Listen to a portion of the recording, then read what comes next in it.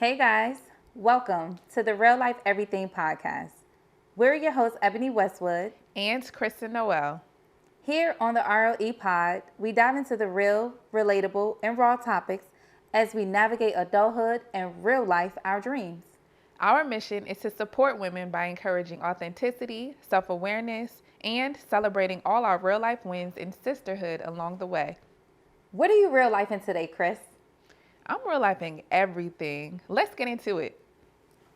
Hey guys, I am Ebony Westwood. And I'm Kristen Noel. And this is the RLE podcast. Hey. Welcome. Hey Chris.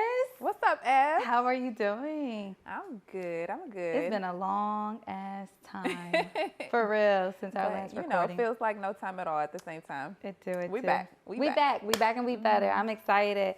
So tell me what you've been up to. What have you been real lifing lately? What have I been real life? I'm currently real lifing the art of staying calm amidst a very busy schedule and a very busy week. And just trying not to feel overwhelmed, even though I got like hella work to do. Yes, because you've been busy. Yes, I have a lot. Tell us what's been going on. Like what's been going on? What's new? A lot has changed. Yes. Give us an update. New job, really a new contract. Yes. Which is, it's functioning as a new job, and a couple new clients, and I'm going out of town soon. A new little boo thing too. Yes. Okay, shout out to the boo. New celebration. Yeah. So I feel like I'm just trying to balance all of the important things in life. I'm trying to get to the money because I need more money. Period. I need money. Period. Trying to get to the bag. But also, it's summertime, so I'm trying to have fun and enjoy the summer. Yeah, So. That's where we spend most of the bag in the summer. Yeah, right. I remember like 2 summers ago, I met a new friend at the time, and when I say I would look at my credit card statements, and I was running up about $3,000 a month on outside activities. In DC, and that was like actually my first time officially being in like the DC area. Oh yeah. And like just fun. I'm already Dora the Explorer, okay, when it comes to anywhere I'm living. So that was my first time really being outside. It was right after the pandemic, or maybe like 2 years after the pandemic. I was outside. I had a new friend.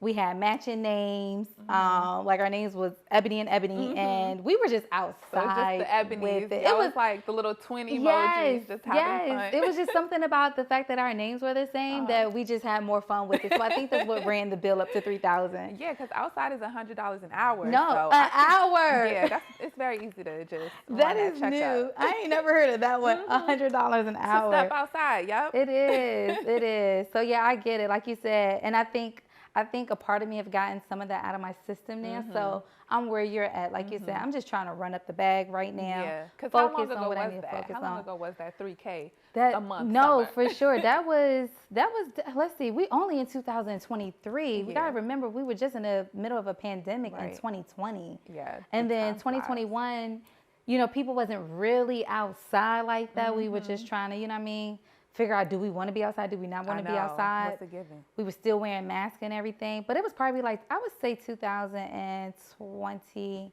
I honestly want to say 2000, was it 2022?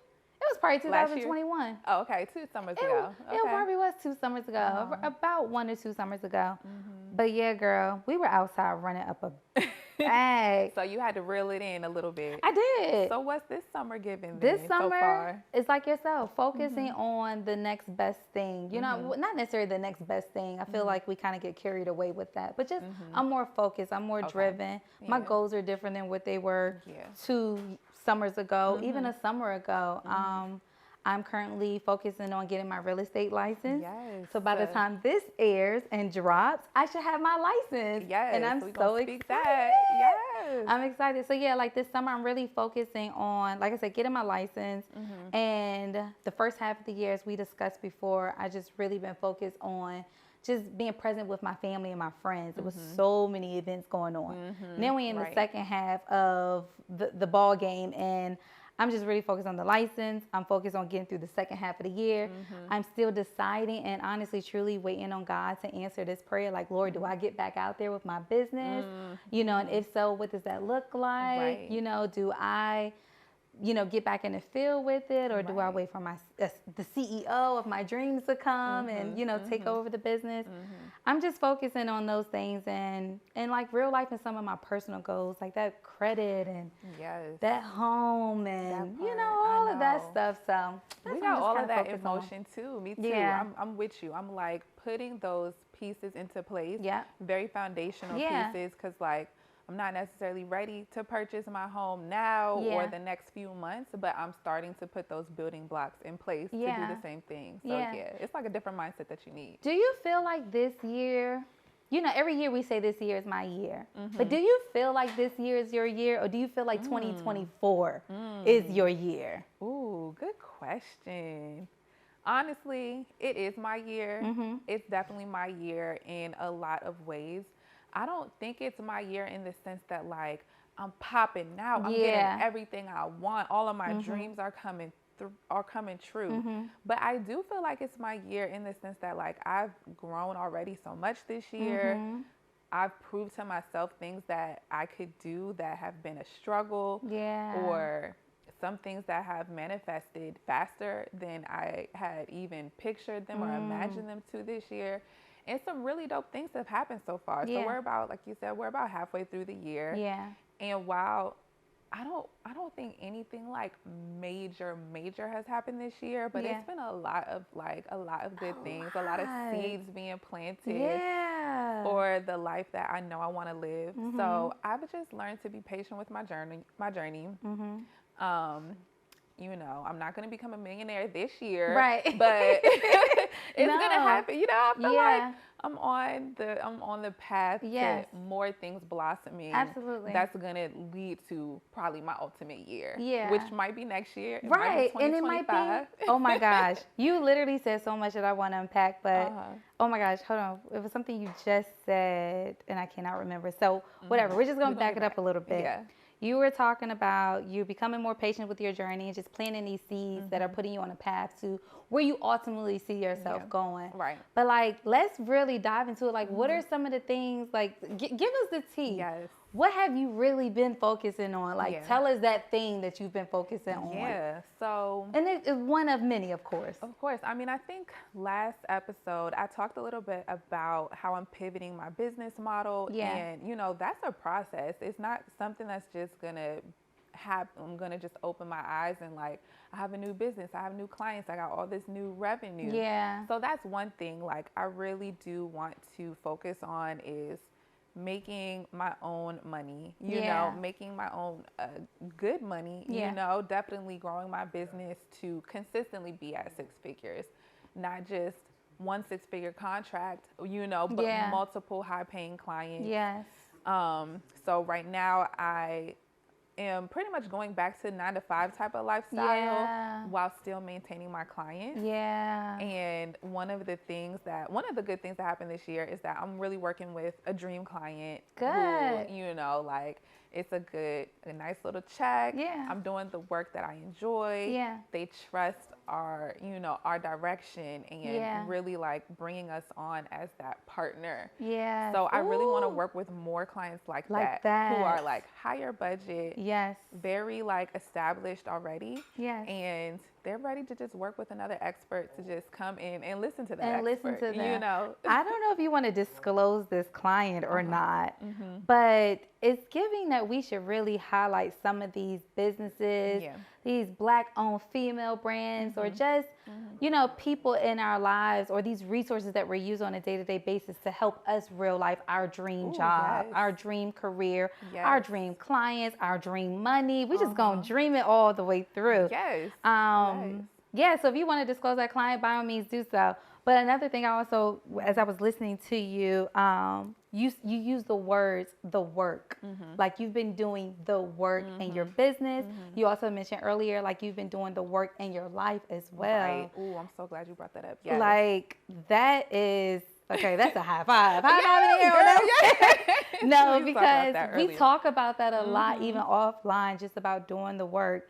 And one of these businesses that I would love to highlight that has helped me put in the work, and like we talk about here, just where we're at today, it hasn't been, no, I haven't maybe like landed my $1 million client yet. And that's okay.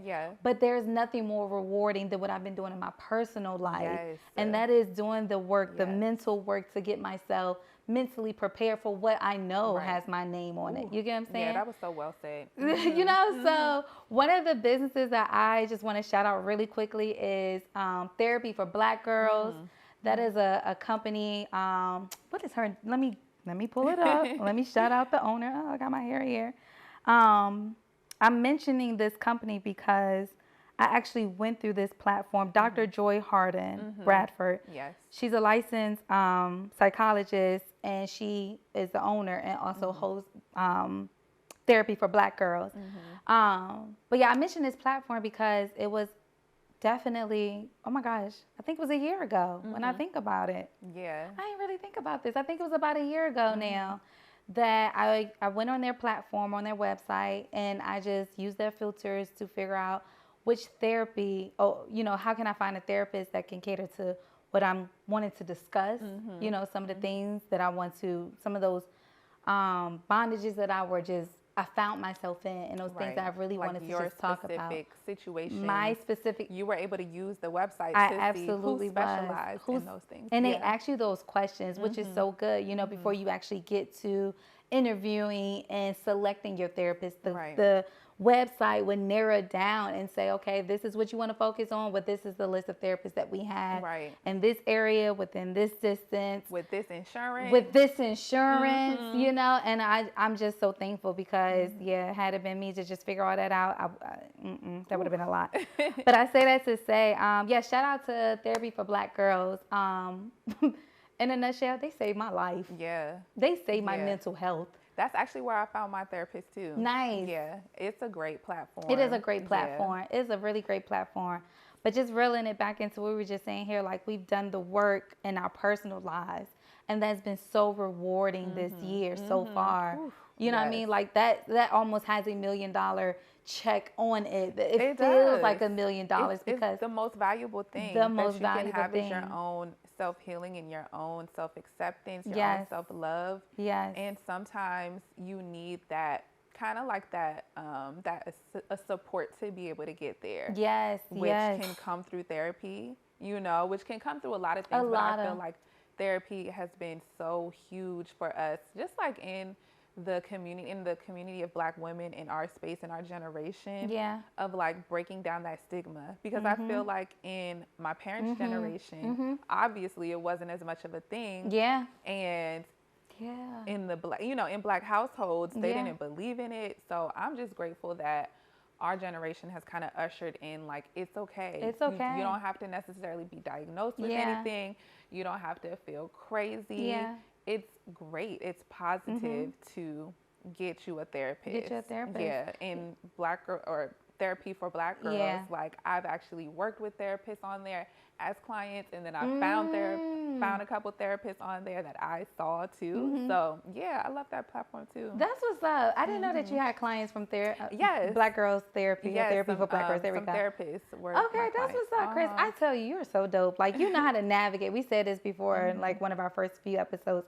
You know how to navigate your way through the crowd. You be like, excuse me, step into my office. We need to talk.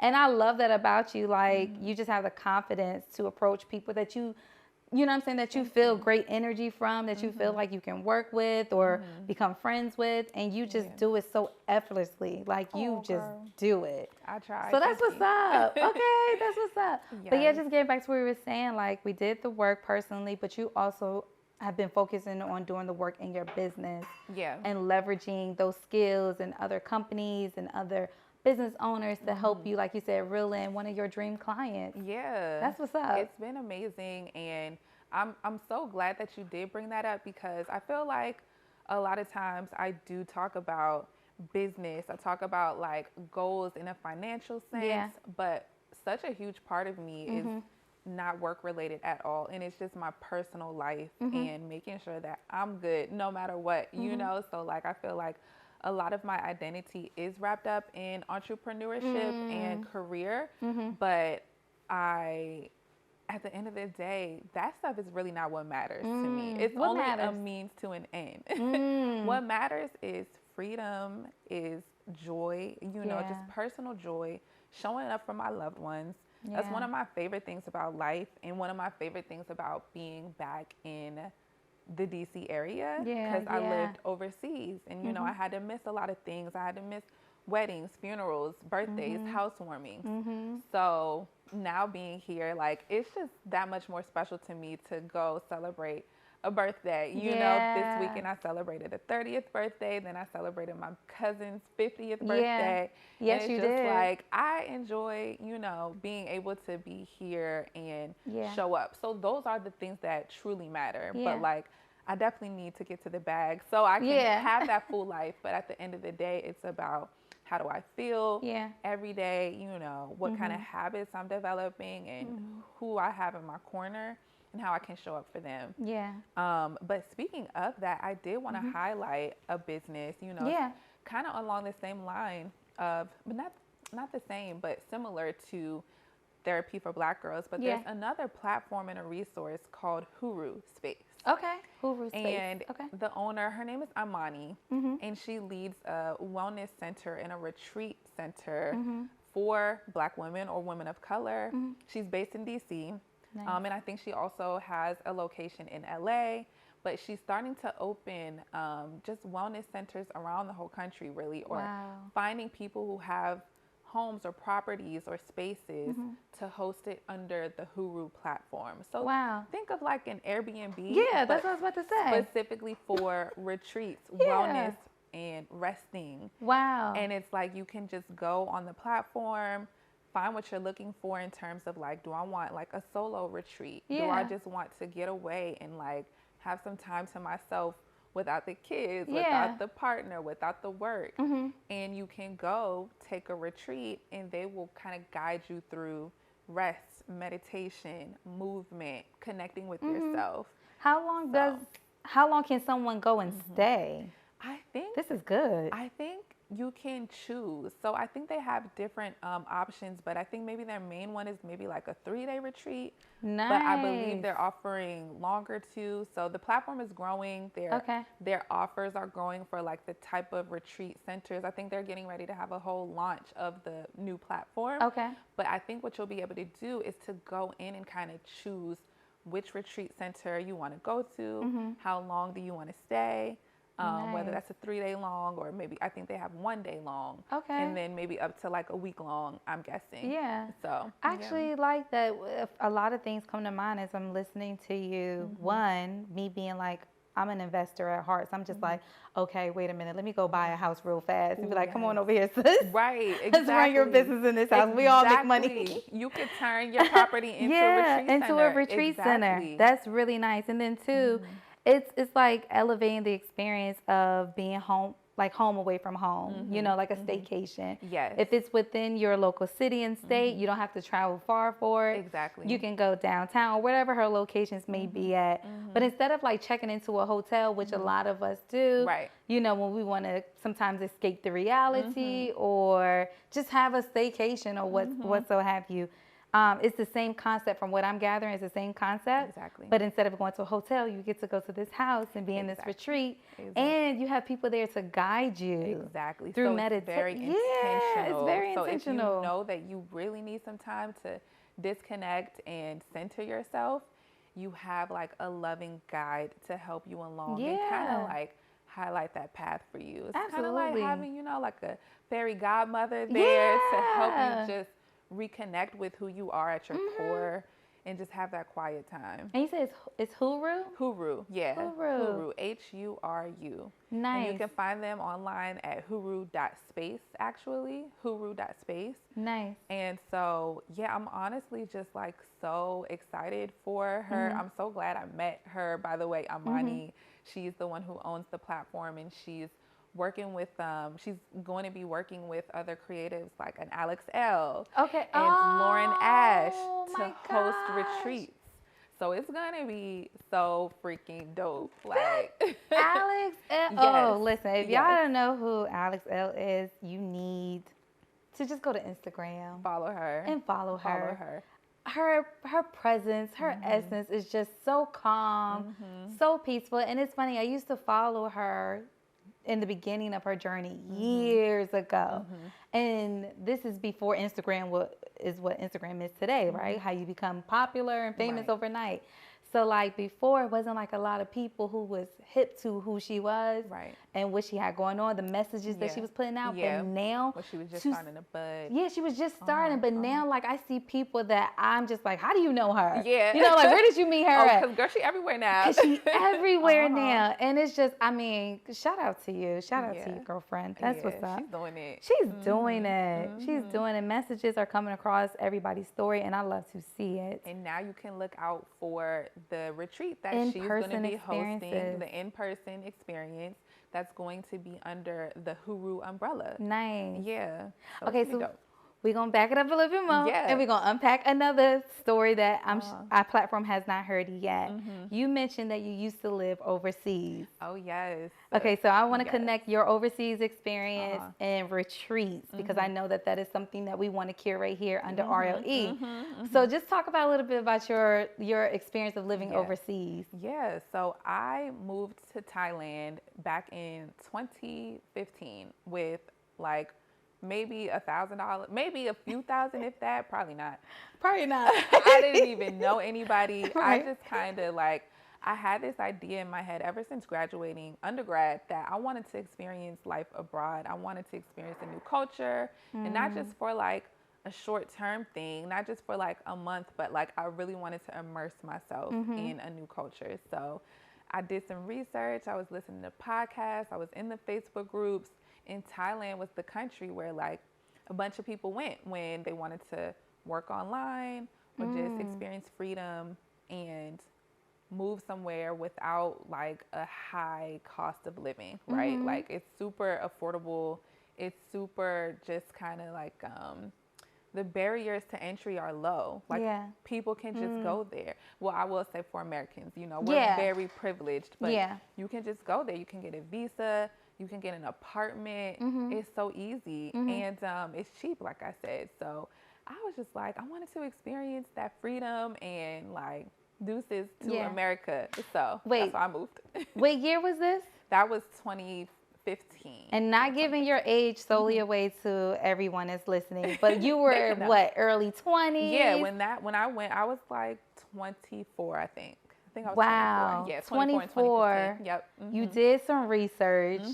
You somehow or another saved $1,000. Yes. Now, $1,000. It was because my job, I got a bonus from my job. Okay. And that's what I used to be like, I'm moving abroad with that. Wow. At 24, when I think about me at the age of 24, Jesus, I was just a baby. But I was doing like some real grown-up-ish at 24 too. Yeah, you was probably living a grown life. Yeah, I was living a whole grown life. By that point, I had been married, divorced, got a kid. See, I was living like a whole grown-up life. Grown life. Yeah, I'm not even ready for yet. Like, but when I think about 24, it's like, gosh, I was such a baby then, you know, compared to who I am today. And I'm sure I'll probably say the same thing when I'm 42. Like, girl, you were such a baby at 32. But 24, like, making that call to your parents and saying, hey guys, I'm moving to Thailand. They were like, okay, like, sure, have fun. Right. But then when I showed them that one-way ticket though, they was like, oh wait, you was serious? Oh my God. They was like, girl, what? Oh my Everybody was like, what do you mean you're about to move to Thailand? You don't have a job out there. You don't know people out there. Yeah. And you say you went over there because people were talking about just working online a lot and being able to do this in Thailand. That idea of freedom of like, oh, I don't have to be in one place, in one boring office. Yeah. Like I was working in offices that were so dry, so gray, so boring. I worked in the government here in DC and I was just like, I can't do this forever. Yeah. Like I need to get out and see the world. And people were just going over there. They were either teaching English or they were doing a remote job of some sort. And I met people who had all types of like side hustles, whether they were doing social media or whether they were, this one guy was like teaching people how to MC weddings online. Before the pandemic, you know, like people were really doing this online work. Like way before the pandemic. And all he did was like get on his Zoom and teach people how to Not Zoom, yes. because you know that's our jam today. Yes, I know. But Zoom, but yes. 2015, I don't even know if I was using Zoom. I don't know either. Maybe it was Maybe, Zoom, but not as but much. that's the idea. He was on his Right. Zoom. He was teaching people how to MC weddings, and he was making like 10 racks a month. And what? Yes. And when I realized like, oh, you can really just do whatever. Like you can do whatever you want. And so I was like, I'm going to teach people how to, or not teach people, but I'm going to build websites. I'm going to do digital marketing. So that's when I started my own agency, my first digital marketing freelance business. That was your first time starting your first freelance. Were you working in like a corporate job where you were already doing that? I didn't have a job doing that. I majored in that in school. And then like I was kind of working in marketing my first job, but it wasn't like building websites or anything. And I was building websites and trying to figure it out. And it was a struggle because freelancing is not no joke, you know? Yeah, like, for sure. But out there, I only needed to make like $1,000 a month. That's and it. I was good. And you were good. Yeah. You know what $1,000 would do for us today? That's outside. We could literally like, I can't even pay my rent with that. You can't. You can't. I don't even know where you could find anywhere to pay that you could live on $1,000 unless. Not in this city. Not not here. Not DC, child. Oh, wow. But yeah, so that was just like a very freeing experience that I still very much, I don't necessarily want to move abroad, but I want to reconnect with that feeling of just like kind of waking up and doing what I want, not feeling stressed out about rent. And, you know, it's just like we would get up on a Tuesday and go to the waterfall, you know, like, so it was a lot of hard work to figure out how do I make this life sustainable, but it was also just so freeing. There was a lot of Black people out there that I made friends with and from all walks of life, and every day was just like I learned something new about different people, different opportunities. So just like having that sense of freedom of being able to travel and being able to live and not really experience racism and everything that was going on in America at that time, that was that sense of freedom that like I always want to tap back into. Yeah. So to tie it back to what I do now, everything that I do now, I think is just like, how can I feel the most free? How can I feel the most fulfilled in my life?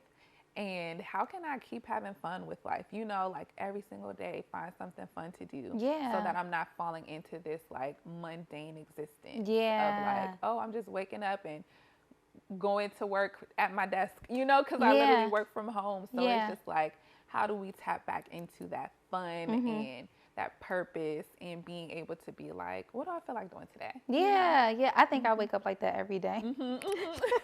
That can be, sometimes that's a gift and a curse, you know? That's right.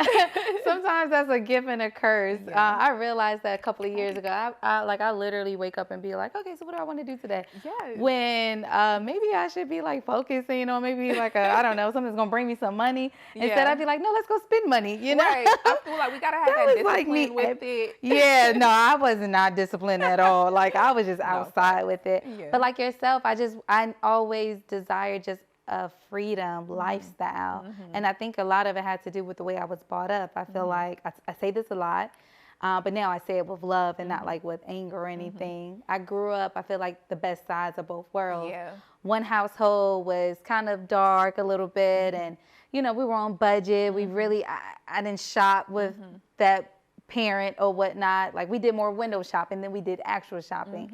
You know, life was just a little different with that household. But then in my other household, they showed me the world. At least that's what I felt like. Like they showed me, you know, literally the world. We traveled places and we went places and I saw things. And like yourself, I met different people from different walks in life. And a part of that, majority of that stuck with me for life. It was just like, I want that when I get older. Yes. I want that forever, in fact, you know? Because obviously nobody wants to live in like they don't want this dark cloud over their head for life. Or to feel limited. Or to feel limited, right. Especially when you see so much. So for me, it was just like super important for me to make sure that I live the lifestyle every single day just in freedom. Freedom with my mindset, freedom with, you know, the things that I have more control over the things that I wanted to do in my day, right? And I think at one point got a little too carried away with that. Girl, I feel like we all need that though, to be like, all right, we need those experiences to help us put that boundary on our freedom. Now I definitely got boundaries on it, but about 4, 5 years, 7, 8 years ago. I was outside with it. Honestly, that was me too, living overseas. Living overseas. Girl, the flight to Bali was only $150. So guess what? I'm in Bali. You think I'm working? Barely. Barely. Oh my gosh. Bali just sounds so lovely right now. Everybody kind of came to Thailand for a different reason or another, like different purpose, whether it's vacation or to move for a few months. But we were just able to connect on some like, oh, I see you, you know, like you all the way out here. This is another brother, another sister, all the way out here. So just being able to help people who were traveling just amplify their experience and that's dope. Put them on to stuff. Chris, I didn't even know you did all Girl, that. yes, I'm like, at 24, right. That's creative as hell. I haven't thought about that in so long, but like the people who were out there were just really dope people. Yeah. They started this community and we just like kind of ran with it of just like, let's create a Facebook group. Let's like host some stuff together. Everybody was doing their own thing, but we will all come together.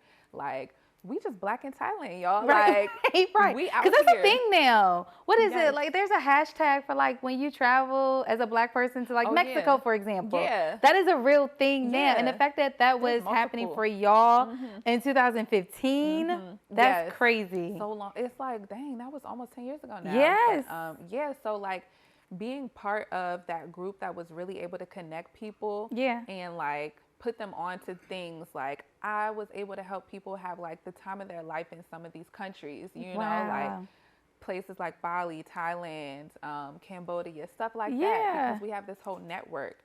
And so what I want to bring to our community, to the RLE, is like kind of very similar of just like connecting like-minded people, being able to put each other onto dope experiences, dope community, dope company, you know, because that's what it was about. It was just like going to another place, meeting somebody who helps you have an unforgettable experience, and being able to take that memory with you forever. You know, like I have screenshots from some of the people I met through that were just like, thank you, Kristen, like you really helped us have the time of our life. Like, do you still have those screenshots? Yes, I do. Oh my gosh, you gotta pull them up. You gotta pull them up. We gotta share it with y'all.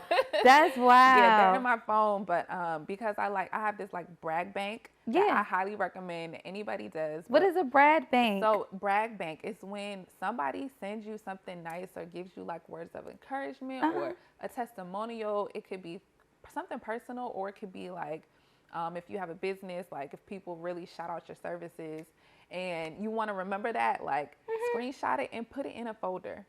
Everything in a folder. Is Brad Bank like an app, or is just something, a name that you came up? Yeah. I don't know if I made it up or if I got it from somebody, but like it's like a bank of people bragging on you. Oh, like you screenshot all these kind words, and you could just put it all in a folder, all in a Google Doc. I need to do that. I've even heard some people print theirs out in like they have a physical, like a jar that they put all their stuff in on a rainy day or a bad day. Read it. And it'll make you feel so good. It'll brighten your day. So good. That's funny. I think I did that a couple of years ago. I don't know what I was doing. Either I was moving or I was maybe going through something or was getting prepared for my birthday. But I just went through. I have a container at home that is just full of just cards and certificates and rewards and things. Anything you could possibly think of, it is in there. And one day I just went through it and I started reading through a lot of the birthday cards and just realizing like how many people just really think how great you are, how dope you are. You remember who the F you are. You remember who the F you are. So I definitely can relate to that. And I think that's a good idea. So Brad Bank, y'all. Bank, yes. Create a Brad Bank. I like that. Okay. All right. So yeah, shout out to that retreat owner that you mentioned earlier. Definitely looking forward to hopefully being able to either connect with her or to be able to at some point, create that experience here, like you were saying with RLE. I know that is our intentions and whatnot.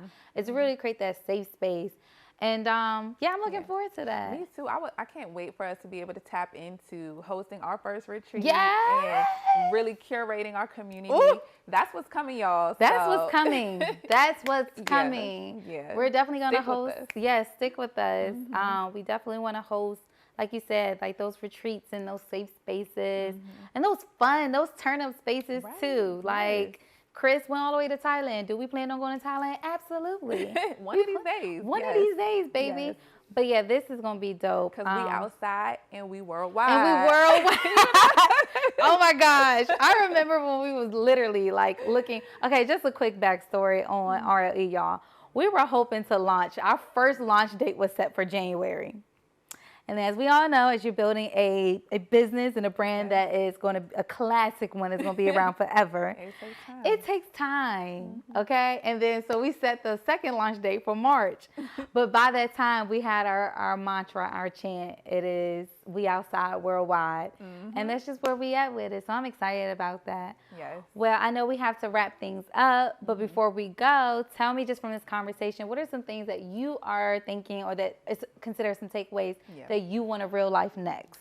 What do I want to real life next? I think I really want to revisit my life goals and master plans. Yeah. I have a doc where I've like written down my ideal vision of like what freedom looks like to me. Yeah. So just revisiting that and kind of reconnecting and making sure that I'm still on track. Yeah. You know, just want to check back in with self, check back in with like my day-to-day activities, just making sure like where I'm building to, is it to that vision, you know, that I really want for myself? Am I growing closer to that vision? Am I falling off track at all? Do I need to revert in any way? So that's really, you know, what I think I want to do going into like the latter half of the year. The latter half of the year. That's good. I'm actually going to say almost the same thing, or just piggyback over what you said pretty much.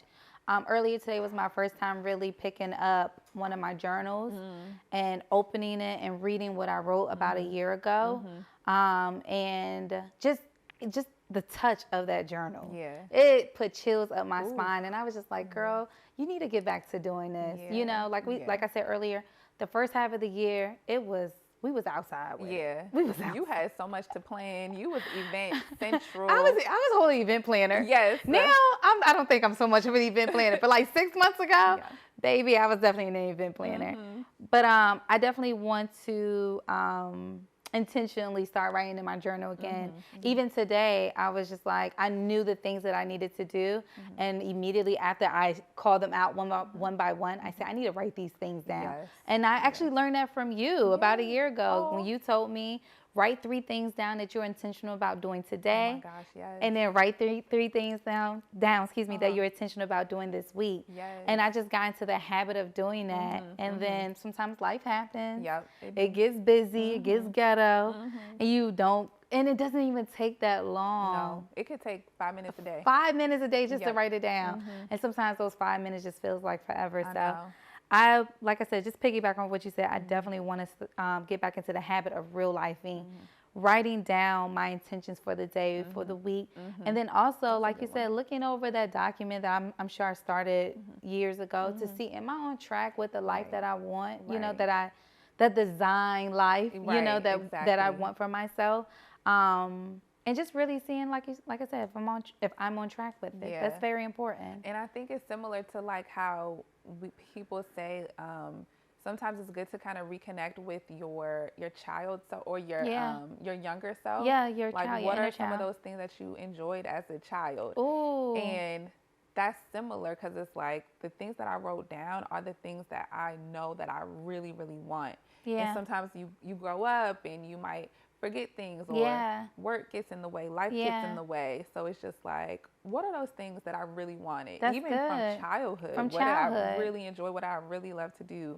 Or what are those things that, you know, I knew I wanted for my future, but maybe I'm not on the exact path. So like, let me get back to it. Yeah, that's good. That's a good reminder. And that's also a great way to end our show today, guys. We hope that y'all learned something new. We hope that we were able to provide maybe some resources or just some food for thought for you all, because that's what we're all about. We're very resourceful. We're very tapped in. And we're all about just, like I said, just really standing in the gap for everyone, but also just being very resourceful for each other too. So that is the end of our show today. I'm excited for our next one. Me too. And we love y'all. We love you guys. Peace. Thank you guys so much for tuning into another episode of the Real Life Everything podcast. Yes, make sure you use our hashtags on social media, the RLE Pod and Real Life Everything.